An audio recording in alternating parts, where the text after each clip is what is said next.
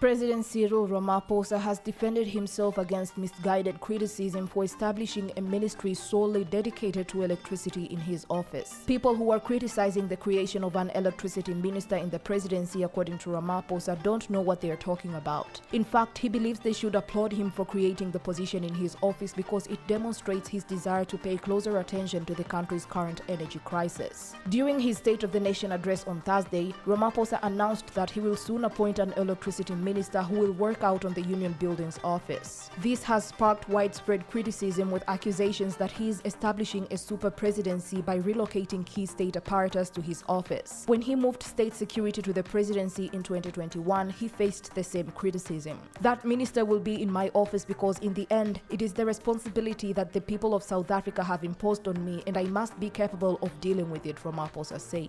And whatever criticism there may be, it is criticism that it is at the moment misguided because what we should be focusing on is load shedding and dealing with it. And we need the space, the tools, and the capability to do so. Speaking at the Presidential Golf Day on Friday, Ramaphosa stated that the presidency was the center of government and that his decision was correct. There is a perception that this is a super presidency or that we are establishing a super presidency, which is also a misunderstanding of the role that the center of the government must play, he explained. At one stage, people said we want the center of government to be strong, and when we do so, they criticize and say, no, you're giving too much power to the presidency. What the presidency has been able to accomplish is to coordinate government functions and to establish a cooperative governance system and process to address many of our challenges. For example, the reforms we've been working on have been driven by the presidency and the treasury, which has greatly benefited our country and economy. Ramaphosa also chastised the DA for threatening legal action over the disaster declarations, saying they were too quick to point fingers. The DA flip-flopped from being proponents of a declaration of a state of disaster to being its biggest critic once it was announced, which Transport Minister Fikile Mbalula refers to as like calling for rain but complaining about mud.